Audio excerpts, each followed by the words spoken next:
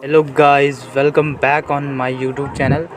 And इस वाले video में हम जो है लास्ट के 3 चैप्टर क्या कवर करने वाले। एक तो क्या चैप्टर थी जो कि हमने बीच में छोड़ा था, desirable values and ethics in a professional engineer. And इसके साथ ही इसके बाद जो है 2 चैप्टर और भी क्या इसी वीडियो में कंप्लीट होंगे। तो आप क्या फुल क्या लास्ट तक क्या इस वीडियो को एंड तक देखें। तो इस जो चैप्टर नंबर 3 है, desirable value and ethics in a professional engineer, यानी एक व्यावसायिक इंजीनियर में क्या क्या क्या है आचार विचार या फिर क्या नैतिकता होनी चाहिए, वो इस वाले चैप्टर में क्या हम डिस्कशन करेंगे। इसमें जनरली हमने क्या 4 क्वेश्चन लिए हैं। क्वेश्चन नंबर 1 है एथिक्स यानी आचार विचार, सबसे आप क्या समझते हैं। क्वेश्चन नंबर 2 है व्यावसायिक आचार विचार यानी प्रोफेशनल एथिक्स क्या होते हैं। एंड क्वेश्चन नंबर 3 है आचार विचार के लिए क्या क्या कोड अपनाए जाते हैं। एंड क्वेश्चन नंबर 4 है should engineer perform services on in the area of their competence. तो क्वेश्चन नंबर 1 का आंसर क्या आप अपनी स्क्रीन पे देख सकते हैं कि व्हाट इज़ इथिक्स। तो कैम्ब्रिज एडवांस लर्नर डिक्शनरी के अनुसार जो इथिक्स स्वीकार किए गए विश्वासों का सिस्टम है जो नैतिकता पर आधारित व्यवहार को क्या नियंत्रित करता है। तो जनरली क्या इथिक्स क्या है, मोरल शब्द, इथिक्स और मोरल शब्द क्या है दोनों क्या एक ही है। मोरल का अर्थ होता है नैतिकता और जो इथिक्स का अर्थ भी क्या है लगभग वही है, नैतिकता, जो क्या एक इंजीनियर को क्या फॉलो करना चाहिए। सरल शब्दों में इथिक्स का अर्थ है नैतिकता के आधार पर क्या सही है क्या गलत है का अध्ययन करना। इंजीनियर्स को जो इथिक्स के बारे में जागरूक रहना चाहिए। इंजीनियरिंग विद्यार्थियों के लिए यह आवश्यक है कि वे इथिक्स का अध्ययन करें जो उनके व्यावसायिक करियर बनाते समय मदद कर सकता है। Morality and ethics have same roots, यानी नैतिकता और इथिक्स के क्या सेम रूट होती है। Morris which means manner and customs from Latin. इस सब मोरस शब्द की उत्पत्ति क्या लैटिन शब्द से हुई है जिसका अर्थ होता है manner. And ethos which means customs and habits from the Greek. एंड जो इटोस शब्द है उसकी उत्पत्ति क्या ग्रीक से हुई है और जिसका अर्थ सामान्य अर्थ क्या है custom and habits. Morality is used to refer what we would call moral conduct, while ethics is used to refer to the formal study of normal conduct. तो क्वेश्चन नंबर 1 का आंसर आप अपनी स्क्रीन पे देख सकते हैं। Question number 2 है what is professional ethics. तो पेशेवर नैतिकता क्या होती है। क्वेश्चन नंबर 2 का आंसर अपनी स्क्रीन पे देख सकते हैं। हर पेशे के क्या अपने विशेष नियम कानून या सिद्धांत होते हैं। नौकरी चुनते समय एक व्यक्ति को उस विशिष्ट पेशे को क्या जानना चाहिए। नैतिकता का अर्थ है किसी चीज़ के सिद्धांत। व्यावसायिक नैतिकता एक विशेष पेशे में काम करने वाले लोगों के लिए क्या है मार्गदर्शन है जो उन्हें क्या बताती है कि वहाँ काम करते समय उन्हें क्या करना चाहिए और क्या नहीं करना चाहिए। एक विशिष्ट पेशे का अपना विशिष्ट व्यवहार होता है और सभी को उनका क्या पालन करना चाहिए। तो सीधे सरल शब्दों में क्या है तो व्यावसायिक जो नैतिकता है वो क्या है किसी प्रोफेशनल में जो कार्य करते हैं, जैसे इंजीनियर क्या किसी इंडस्ट्री में काम कर रहा है तो उसे जो है वहाँ काम करने के लिए किन किन वो मोरल्स को फॉलो करना है, तो उसे क्या है पेशेवर नैतिकता कहा जाता है। उदाहरण के लिए क्या अगर इसको क्या एक एग्जांपल से समझ सकते हैं, पेशेवर नैतिकता का सबसे अच्छा उदाहरण वह हो सकता है जिसे क्या डॉक्टर लेते हैं। हिप्पोक्रेटिक शपथ डॉक्टरों द्वारा तब ली जाती है जब उन्हें चिकित्सा में क्या डिग्री प्रदान कर दी जाती है। और यह शपथ जो है उन्हें क्या नैतिकताओं में से एक है जिनका चिकित्सा का अभ्यास करने से पहले पालन करना होता है। और प्रत्येक नैतिकता किसी व्यक्ति के पेशे के प्रकार के आधार पर क्या है भिन्न होती है। क्वेश्चन नंबर 3 है what R code of ethics. तो कोड ऑफ एथिक्स क्या है वे हैं जो क्या है किसी इंजीनियरिंग सोसाइटी या फिर इंजीनियरों के समूह के द्वारा क्या कुछ प्रिंसिपल क्या निर्धारित किए गए हैं और उनको क्या डॉक्यूमेंट बना के क्या प्रकाशित कर दिया गया है। तो इन कोड ऑफ एथिक्स को क्या इंजीनियर को क्या फॉलो करना होता है किसी भी इंडस्ट्री में काम करने के लिए। और ये जो कोड ऑफ एथिक्स हैं ये सिंपल रूल है, इनको क्या इंजीनियर को ये क्या हेल्प करते हैं कि कैसे कार्य को किया जाए, क्या करना चाहिए क्या नहीं करना चाहिए। जनरली क्या कोड ऑफ एथिक्स में क्या ये सब लिखे गए हैं। इस कोड में अब कोड ऑफ एथिक्स क्या है एक लीगल डॉक्यूमेंट नहीं है। व्यवसाय को जो इसके प्रोविज़न वायलेट करने के लिए अरेस्ट नहीं किया जा सकता है। अब आता है कि क्वेश्चन नंबर 4 का आंसर अपनी स्क्रीन पे देख सकते हैं। क्वेश्चन कोड ऑफ एथिक्स, हाँ इंजीनियर को केवल क्या अपनी क्षमता के क्षेत्रों में, क्वेश्चन था कि क्या इंजीनियर को केवल अपनी क्षमता के क्षेत्रों में क्या कार्य करना चाहिए, तो इसका आंसर है यस। हाँ इंजीनियर को केवल क्या अपनी क्षमता के क्षेत्रों में क्या सेवाएं देंगे। फर्स्ट पॉइंट है इसमें, इंजीनियर केवल तभी कार्यभार ग्रहण कर सकते हैं जब वह शिक्षा या विशिष्ट तकनीकी क्षेत्रों में क्या अनुभव के योग्य है। सेकंड पॉइंट है इसमें, इंजीनियर किसी भी योजना या दस्तावेज अपने हस्ताक्षर नहीं करेंगे जो उनके क्या विषय वस्तु से संबंधित ना हो, जिससे उनकी क्षमता की कमी हो, और ना ही किसी योजना या दस्तावेज जो उनके निर्देशन और नियंत्रण के तहत तैयार नहीं किया गया हो। पॉइंट नंबर 3 है इसमें, इंजीनियर असाइनमेंट स्वीकार कर सकते हैं और एक पूरी परियोजना के समन्वय के लिए जिम्मेदारी ग्रहण कर सकते हैं, और पूरी परियोजना के लिए इंजीनियरिंग दस्तावेजों पर क्या हस्ताक्षर और मुहर लगा सकते हैं, बशर्ते कि प्रत्येक तकनीकी खंड पर केवल क्या इंजीनियरों के हस्ताक्षर और सील किया गया जिन्हें क्या खंड तैयार किया गया था। तो एक इस वाले चैप्टर में क्या जनरली हमने क्या 4 क्या क्वेश्चन लिए थे, जिन्हें क्या आप अपनी स्क्रीन पर देख सकते हैं। अब चलते हैं नेक्स्ट चैप्टर पे।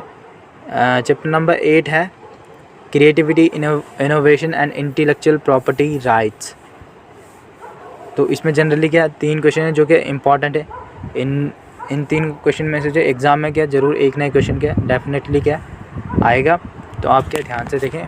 क्वेश्चन नंबर 1 है यहाँ पे, व्हाट डज बस कैप यानी BASCAP BASCAP stand for. Question number 2 है, what are the function of IPR यानी इंटेलेक्चुअल प्रॉपर्टी राइट के क्या फंक्शन क्या है। एंड क्वेश्चन नंबर 3 आप अपनी स्क्रीन पे देख सकते हैं, why IPR important for innovation. तो क्वेश्चन नंबर 1 का आंसर अपनी स्क्रीन पे देखेंगे। Question BASCAP stand for business action to stop counterfeiting and piracy, यानी जालसाजी और पायरेसी को रोकने के लिए जो है बिजनेस एक्शन एक सीमा पार पहल है जो जालसाजी और चोरी के खिलाफ लड़ाई में जो है दुनिया भर के सभी व्यावसायिक क्षेत्रों को जोड़ता है। International chamber of commerce ICC द्वारा शुरू किया गया, इसका उद्देश्य व्यक्तिगत, कंपनी और संगठनात्मक प्रयासों का क्या है समर्थन करना है। अपराध से निपटने में क्या राष्ट्रीय सरकारों और अंतर्राष्ट्रीय संगठनों के साथ जो है व्यावसायिक संदेशों को क्या बढ़ाना है।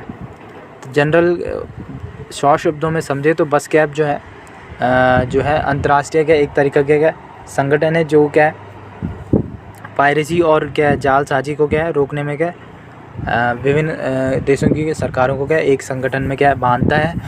अब यहाँ पे जो है यहाँ पे क्या बस कैप के क्या लक्ष्य दिए गए हैं जिनको आप अपनी स्क्रीन पर देख सकते हैं।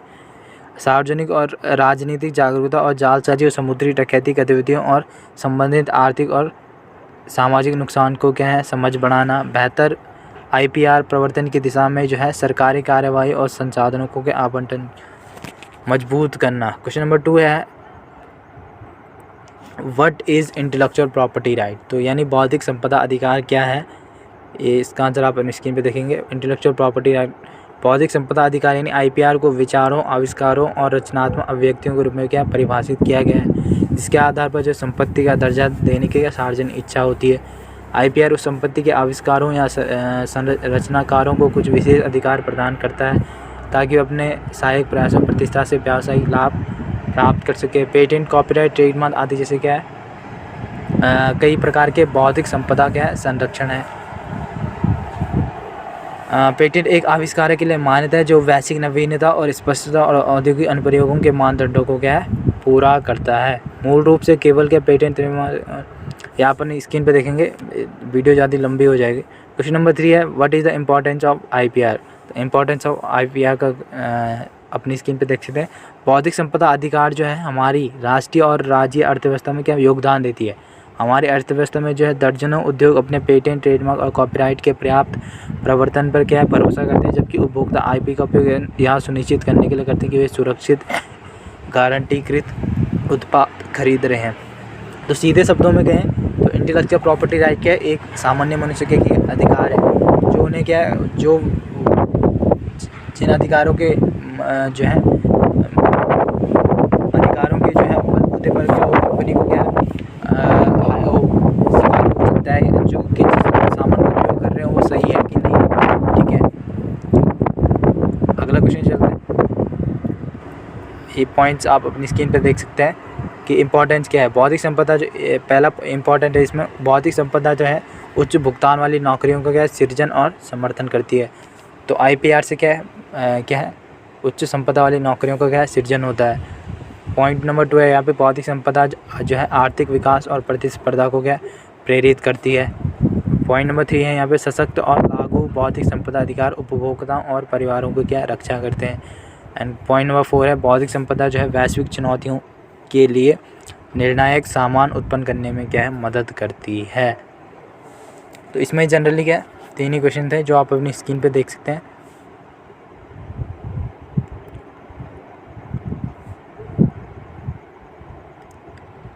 तीन क्वेश्चन इसमें क्या ये इम्पॉर्टेंट है, तो ये आप अपनी स्क्रीन पे देख सकते हैं। आप चलते हैं नेक्स्ट चैप्टर पर चलते हैं। चैप्टर नंबर 9 है, basic rules laws and norms to be adhered by engineer during work. तो जो है एक इंजीनियर को जो है कार्य पर जो है साइट पर काम करते समय क्या क्या रूल्स नॉर्म्स एंड लॉज क्या है फॉलो करने चाहिए, उन क्वेश्चनों का आंसर क्या हम यहाँ पे इस वाले चैप्टर में देखेंगे। इसमें जनरली क्या हमने 3 क्वेश्चन लिए हैं जो क्या है इम्पॉर्टेंट है। इसमें क्या है, सबसे पहला क्वेश्चन है व्हाट आर नॉर्म्स, और वे क्यों मायने रखते हैं, यानी मानदंड क्या होते हैं और वे क्या मायने क्यों रखते हैं। मानदंडों के क्या 5 स्पेसिफिक श्रेणियों को लिखिए। एंड क्वेश्चन नंबर 3 है यहाँ पे, what are the basic rules to be followed by engineers at work place, यानी साइट पर जो है कार्य करते समय इंजीनियर को क्या किन किन नियमों को क्या पालन करने चाहिए। तो क्वेश्चन नंबर 1 का आंसर आप अपनी स्क्रीन पे देखेंगे। 1 व्हाट आर नॉर्म्स। नॉर्म्स क्या है, नॉर्म्स वे नियम होते हैं जिनको जो है एक समूह अपने उचित अनुचित मूल्यों धारणाओं एटीट्यूड्स और व्यवहार को व्यक्त करने के लिए प्रयोग करता है। दीज रूल्स में भी एक्सप्लिक्ट यानी मुखर हो सकते हैं एंड इम्प्लिक यानी अंतर्निहित। नॉर्म्स किसी भी फेलियर को होने से रोकने के लिए क्या महत्वपूर्ण नियम है। Norms can be displayed by non-verbal behavior such as silence in response. They may be also be passed through story, rituals and role model behavior. सीधे शब्दों में कहें तो नॉर्म्स जो क्या नियम होता है, एक प्रकार से क्या नियम है जो क्या उचित अनुचित मूल्यों धारणाओं एटीट्यूड्स और व्यवहार को व्यक्त करने के लिए क्या प्रयोग करता है। अब आता है क्वेश्चन नंबर 2 का आंसर आप अपनी स्क्रीन पे देखेंगे। Following are the 5 specific categories of norms. एक होता है एक्सप्लिक नॉर्म्स, एक होता है पर्सनल नॉर्म्स, एक होता है इंजेक्टिव नॉर्म्स, एक होता है सब्जेक्टिव नॉर्म्स एंड एक 5वां है यहाँ पे इम्प्लिक्ट नॉर्म्स। तो एक्सप्लिक नॉर्म्स क्या है, दीज आर रिटन और स्पोकन ओनली। तो ये वाले जो एक्सप्लिक जो नॉर्म्स होते हैं वो क्या केवल क्या ये तो लिखे जा सकते हैं या केवल क्या बोले जा सकते हैं। पर्सनल नॉर्म्स क्या होता है, standards we hold regarding our own standards. Injunctive norms के behaviour perceived as being approved by other people. Subjective norms क्या है, expectation that hold as to follow we will behave. And implicit norms क्या है, these are not stated openly. Question number 3 का answer है general work rules to be followed by engineer at work place.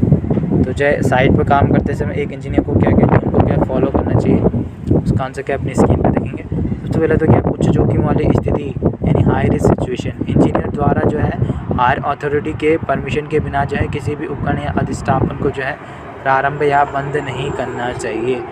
दूसरा है traffic है, machine vehicle cyclist pedestrians do not exceed the speed limit.